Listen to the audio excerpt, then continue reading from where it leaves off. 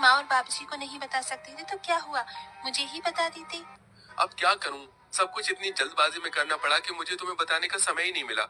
चलो कोई बात नहीं, शादी मैंने ऐसे ही कर ली, लेकिन मैं रिसेप्शन पार्टी बहुत अच्छे से करूंगा। उसमें तुम अपने सारे अरमान निकाल लेना मेरी प्यारी बहना। हाँ हाँ, क्यों नहीं। आखिर मेरी भाभी आई है, एक लौते भाई की इकलौती भाभी। हिमांशी का व्यवहार देखकर और उसका पहनावा देखकर सलोनी अपने मन ही मन सोच रही थी, मेरी ननद तो बहुत खूबसूरत, सुंदर और गोरी है।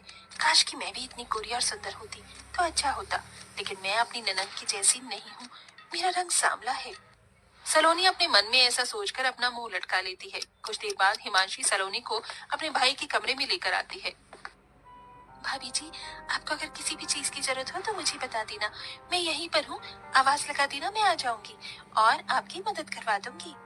अभी तो मुझे किसी भी चीज की जरूरत नहीं है ननन जी, लेकिन अगर किसी चीज की जरूरत होगी तो मैं आपको तुरंत बुला लूंगी। आप चिंता मत करो, आपके अलावा इस घर में मेरा है भी कौन जो मुझे समझ सके। एक भाभी के लिए एक ननन बहुत मायने रखती है।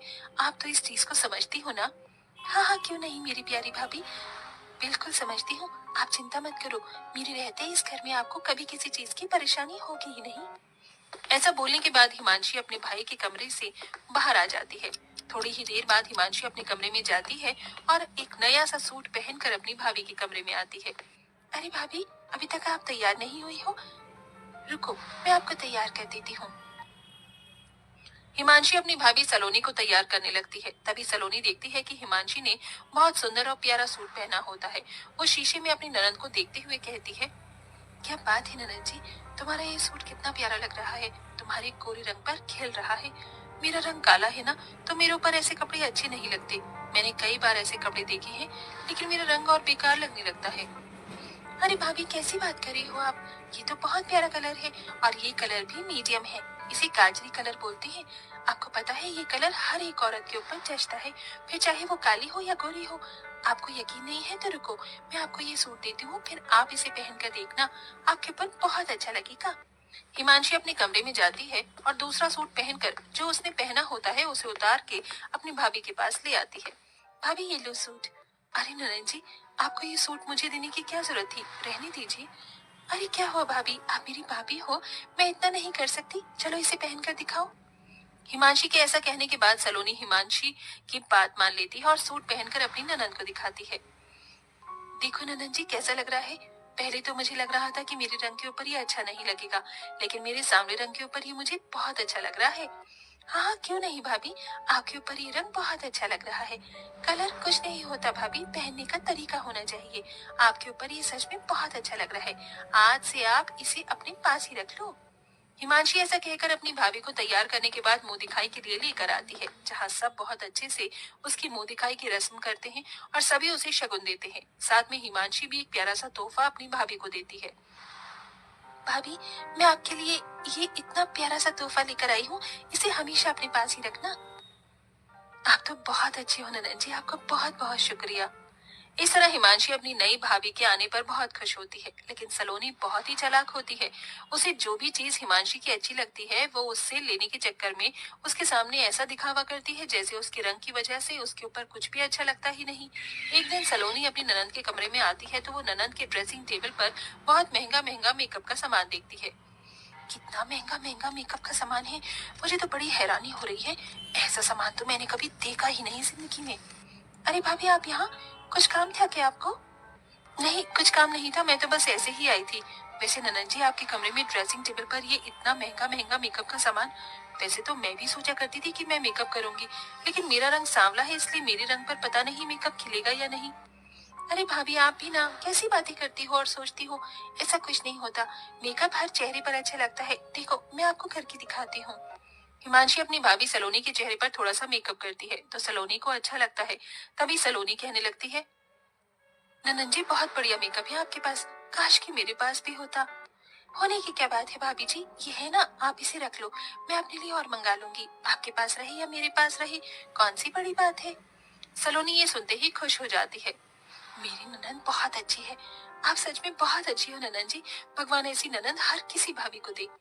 ऐसा कहने के बाद सलोनी अपने कमरे में सारा मेकअप का सामान उठाकर ले आती है और उसे अपनी ड्रेसिंग टेबल पर लगाने लगती है।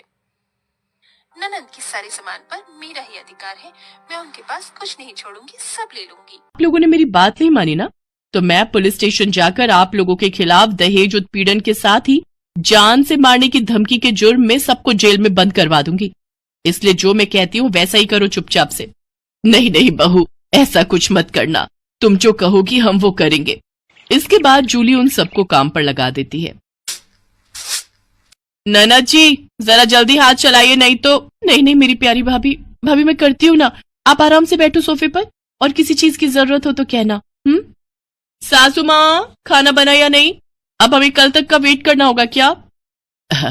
बस बहू रानी तैयार है। थक हार कर ननद सफाई करके वहीं फर्श पर ही लेट जाती है, जिसे देख जूली कहती है, अब यहां क्यों रायते की तरफ फैल गई? जाओ उठो और मेरे कपड़े पड़े हैं, उन्हें धोकर आओ। तुम रहने तो ही ना देवरानी जी, कपड़े मैं धो देती हूँ। नहीं कोई जरूरत नहीं, मैंने कहा ना आज आपका छुट्टी का दिन है, आप कुछ नहीं करेंगी। उधर सास पसीने से तरबतर होकर रसोई से बाहर आती है और सबके लिए खाना लगाती है। उफ, ये कोई खाना है? इसकी तो शक्ल देखकर ही खाने का मन नहीं कर रहा। ले जाओ ये खाना, मुझे नहीं खाना, मैं अभी अपने लिए कुछ बाहर से ऑर्डर कर रही हूँ। लेकिन बहू मैंने इतनी मेहनत से बनाया है, पूरे 2 घंटे लगे हैं मुझे रसोई में खड़े हुए, तो मैं क्या करूं? आप ससुर जी ये खाना ले जाकर बाहर कुत्तों को डालाना, और आपको जो मैंने सब्जी लाने का काम दिया था क्या वो आपने कर दिया? हाँ बहू, मैं बाजार से सब्जियां ले आया हूँ। Very good. अच्छा लिसन, शाम को मैंने घर पर पाजामा पार्टी ऑर्गेनाइज की है, तो अब आप तीनों जाओ और जल्दी से जाकर शाम के खाने की तैयारी करो। इसके बाद वो तीनों किचन में जाते हैं। हिना रोते हुए अपनी माँ से कहती है, माँ ये नई भाभी हमारे साथ ऐसा क्यों कर रही है? बड़ी भाभी ने तो कभी हमारे साथ ऐसा नहीं किया। हमारा किया हमारे सामने आ रहा है बेटी, हमने जो बड़ी बहू के साथ किया है उसी की सजा हमें मिल रही है। तभी जूली, हितांश और मानसी भी वहां आ जाते हैं। चलो सासू माँ, आपको अपने किए का एहसास तो हुआ और मेरी सहेली की कीमत भी पता चली।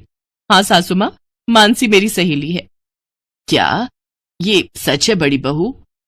हाँ सासू माँ, ये मेरी बचपन की सहेली है और आगे की पढ़ाई के लिए विदेश चली गई थी। जब इंडिया आई तो ये हितांश से मिली और इन दोनों को प्यार हो गया। फिर जब हितांश ने मुझे इससे मिलवाया तो पता चला कि ये मेरी बचपन की दोस्त जूली है। सॉरी माँ जी, मैं आपके साथ ये सब करना तो नहीं चाहती थी, लेकिन आपने जो मेरी सहेली के साथ किया उसी का बदला लेने के लिए मैंने ये सब किया। बड़ी बहू हमें माफ कर दे, तेरी तकलीफ को हम समझ ही नहीं पाए। इसके बाद सबने मानसी से माफी मांगी। मानसी ने सबको माफ कर दिया और इस तरह नई बहू का ससुराल में पहले दिन का प्लान पूरा हो गया।